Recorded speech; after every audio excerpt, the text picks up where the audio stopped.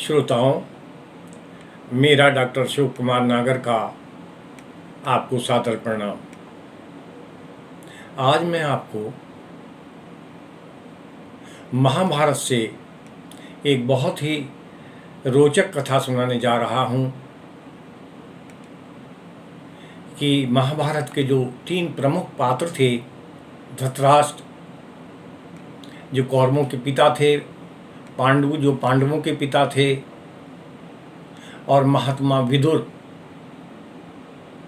जो इनके भाई थे, उनका जन्म किस प्रकार हुआ। इनमें सबसे ज़्यादा जो विद्वान थे वो महात्मा विदुर थे। क्यों? लेकिन दासी पुत्र होने की वजह से वो हस्तिनापुर के सिंहासन पर नहीं बैठ पाए। श्रोताओं,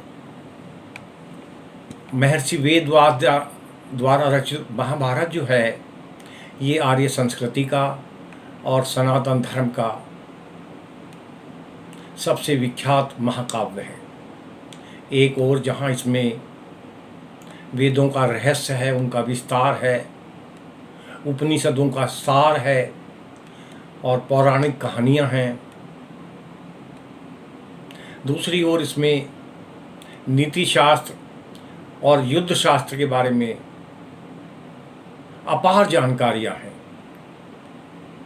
बहुत सारी विद्याओं के बारे में इसमें बताया गया है। और ये जो महाभारत का युद्ध हुआ, ये धर्म और अधर्म के बीच में हुआ। एक और धर्मानुकूल आचरण करने वाले महाराजा युधिष्ठिर थे पांडवों की ओर से, तो दूसरी ओर अधर्म का पालन करने वाले राजा दुर्योधन थे।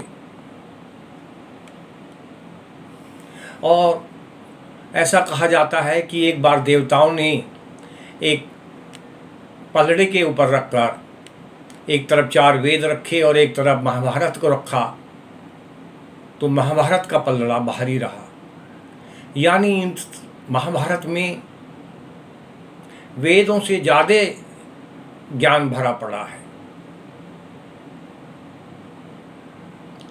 इसी महाभारत से मैं आज आपको महाभारत के जो 3 प्रमुख पात्र हैं, धृतराष्ट्र, पांडु और महात्मा विदुर के जन्म की कथा सुनाने जा रहा हूँ। महाभारत का युद्ध जो था, ये मात्र 18 दिन चला था और इसमें 18 अक्षौहिणी सेना ने भाग लिया था, दोनों की तरफ से, कौरवों की तरफ से और पांडवों की तरफ से। एक अक्षौहिणी सेना के बारे में मैं बता दूं कि उसमें लगभग 21,870 रथ होते थे, इतने ही मात्रा में हाथी होते थे, 1,09,350 पैदल सैनिक होते थे और लगभग 65,000 इसमें घुड़सवार होते थे।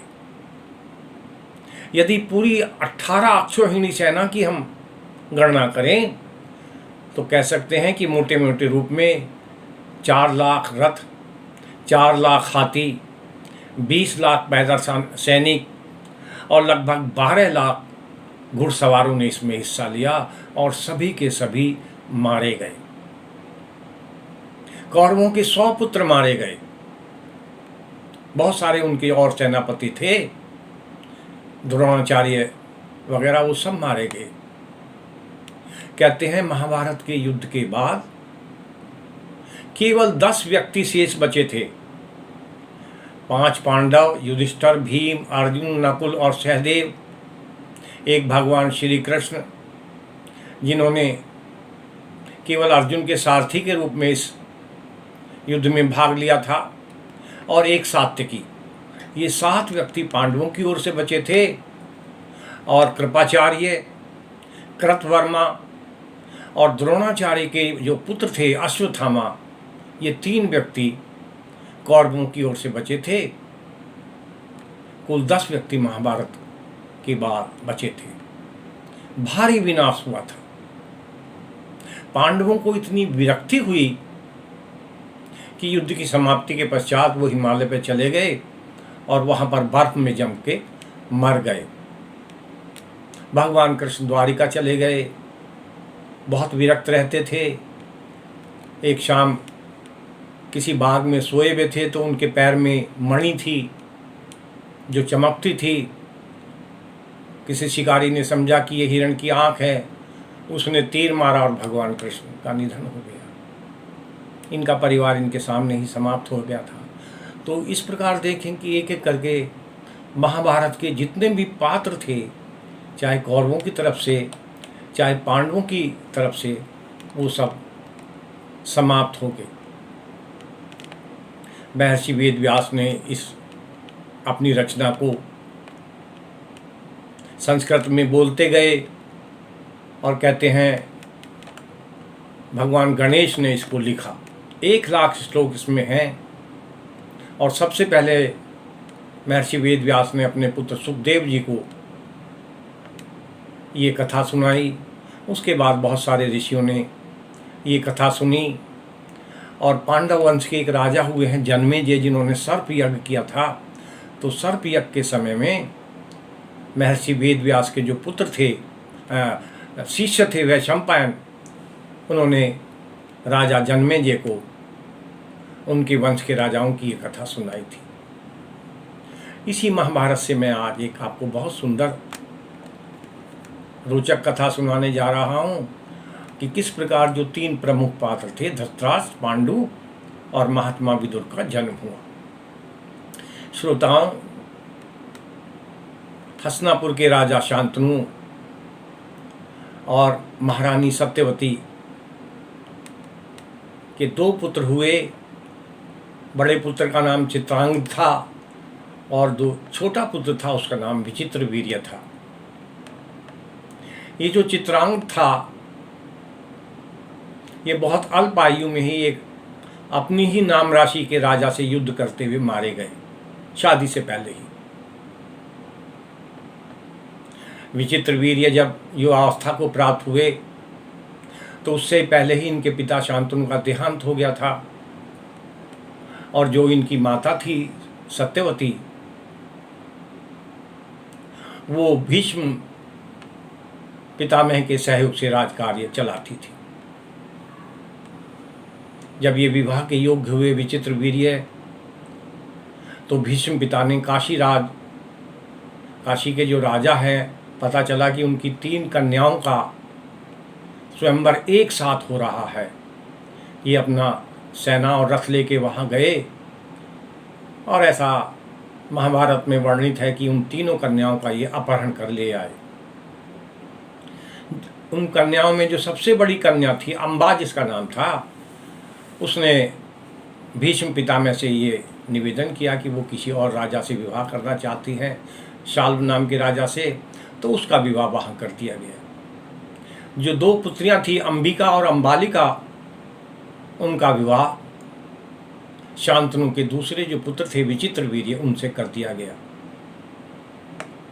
विवाह के बाद ये जो राजा थे विचित्रवीर्य 7 साल तक जिंदा रहे, लेकिन कोई संतान की उत्पत्ति नहीं हुई और टीबी की वजह से, राजक्षमा की वजह से इनकी मृत्यु हो गई। अल्प आयु में ही इनकी मृत्यु हो गई। हस्तिनापुर का सिंहासन खाली हो गया। राजमाता सत्यवती बहुत चिंतित हुई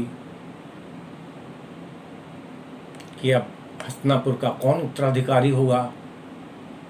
वो गंगापुत्र भीष्म पितामह के पास गई। ये भी शांतनु के पुत्र थे गंगा से, और इनसे आग्रह किया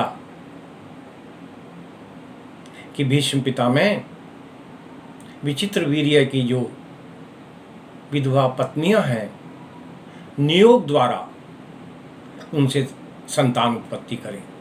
श्रोताओं, मैं आपको बता दूं कि उस समय महाभारत काल में नियोग की एक प्रथा थी, जिसमें जो राजाओं की विधवा पत्नी होती थी, वो किसी ब्राह्मण से या अपने परिवार के ही किसी संबंधी थे संयोग कराकर अपना वंश चलाने के लिए संतान उत्पत्ति करती थी इसको, और ये समाज में नियोग की प्रथा मान्य थी। तो राजमाता सत्यवती ने भीष्म पितामह से आग्रह किया कि वो नियोग के अंतर्गत विचित्र वीर्य की यानी उनके भाई की ही जो विधवा पत्नियां हैं उनसे संतान उत्पत्ति करें ताकि हस्तिनापुर के सिंहासन को उनका उत्तराधिकारी यानी वारिस मिल सके। महाराजा भीष्म ने माता सत्यवती से कहा कि हे माता, शायद आपको मेरी प्रतिज्ञा के बारे में जानकारी नहीं है। मैंने प्रतिज्ञा ली है कि मैं आजीवन ब्रह्मचर्य का पालन करूंगा। आप किसी पवित्र ब्राह्मण को बुलाकर और कुछ धन देकर ये कार्य करा सकती हैं। इस पर माता सत्यवती ने कहा कि एक बार जब मैं यमुना नदी में महर्षि पाराशर को यमुना नदी पार करा रही थी नाव में, तो महर्षि पाराशर जो थे मेरे सौंदर्य पर मुग्ध हो गए।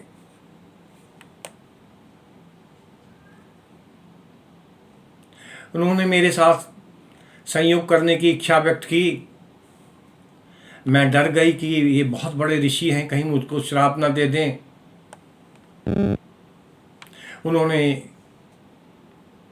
चारों तरफ नदी में कोहरा उत्पन्न किया, अंधकार कर दिया और उन्होंने मेरे साथ संयोग किया। उनके संयोग के पश्चात मेरे अंदर जो मछली की गंध आती थी मेरे शरीर से वो समाप्त हो गई। उन्होंने मुझे ये भी वरदान दिया कि पुत्र होने के बाद भी आप कुंवारी रहेंगी और बहुत बड़े राजा से आपकी शादी होगी। तो महर्षि पार्षद के संयोग से मेरे एक पुत्र उत्पन्न हुआ जिसका नाम कृष्ण द्वैपायन रखा गया, क्योंकि ये काले थे और द्वीप में पैदा हुए थे तो इनका नाम कृष्ण द्वैपायन रखा गया।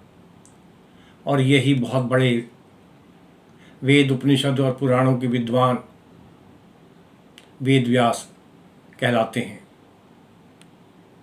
उन्होंने वेद व्यास जी को स्मरण किया। वेद व्यास जी वहाँ तुरंत उपस्थित हो गए और माता सत्यवती ने उनसे कहा कि हस्तिनापुर का जो सिंहासन है उसका कोई उत्तराधिकारी नहीं है, इसलिए मेरी आज्ञा है कि आप विचित्र वीर्य की जो पत्नियां हैं, विधवा स्त्रियां हैं, नियोग के द्वारा उनसे संतान उत्पन्न करो जिससे कि हस्तिनापुर को उनका उत्तराधिकारी मिल सके।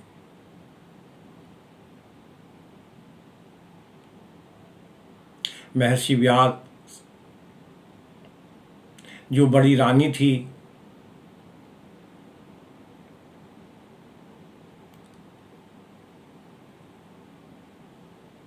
अंबिका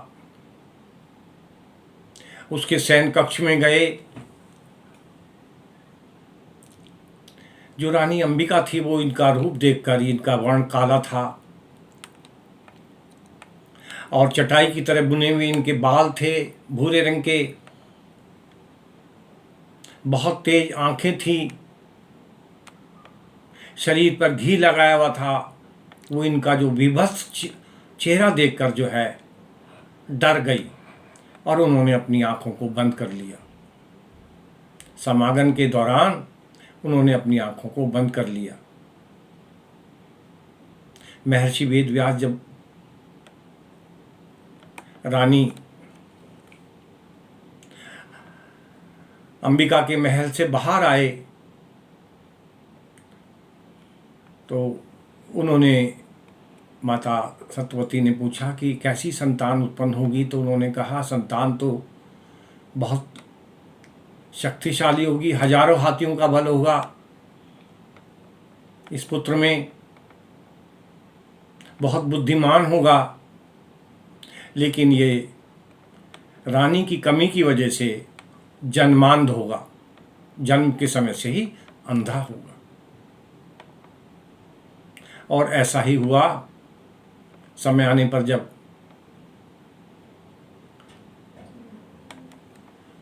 अंबिका ने पुत्र को जन्म दिया तो ये अंधे हुए और इनका नाम धृतराष्ट्र रखा गया, जिनके बाद में 100 पुत्र हुए। महर्षि ये जो राजमाता थी, इन्होंने कहा वेदव्यास जी से कि सिंहासन का उत्तराधिकारी तो कोई अंधा व्यक्ति तो नहीं हो सकता, इसलिए आप पुनः जो है, जो दूसरी रानी है अंबालिका, उससे एक नियोग के द्वारा संतान उत्पन्न कीजिए। ये उस रानी के जब कक्ष में गए तो वो इनको देखकर पीली पड़ गई, उसका रंग पीला पड़ गया डर की वजह से। नतीजा ये हुआ कि उसके जो पुत्र हुआ वो पीला रंग का था और उसका नाम पांडु रखा गया, जिसके बाद में 5 पांडव हुए। महारानी सत्यवती ने इनको पुनः बड़ी रानी के पास भेजा, वेदव्यास जी को, लेकिन इस बार बड़ी रानी ने क्या किया कि स्वयं न जाके महर्षि वेदव्यास के कक्ष में अपनी एक दासी को भेज दिया। और ये जो दासी थी ये बहुत सुंदर थी, बहुत प्रसन्नचित होकर इसने महर्षि वेदव्यास के साथ सहयोग किया और इसका जो पुत्र हुआ वो महाज्ञानी विद्वान विदुर के नाम से प्रसिद्ध हुआ। लेकिन क्योंकि ये दासी के पुत्र थे तो ये सिंहासन पर नहीं बैठ सके और न ही इन्होंने युद्ध में भाग लिया। बहुत बड़े योद्धा थे, ज्ञानी थे, और इन्होंने ही धृतराष्ट्र को नीति का उपदेश दिया था, जो महाभारत का एक बहुत ही महत्वपूर्ण भाग है। अगले वीडियो में मैं आपको विदुर नीति के बारे में सुनाऊंगा। श्रोताओं, अब मैं आपसे विश्राम लेता हूं। आपका धन्यवाद।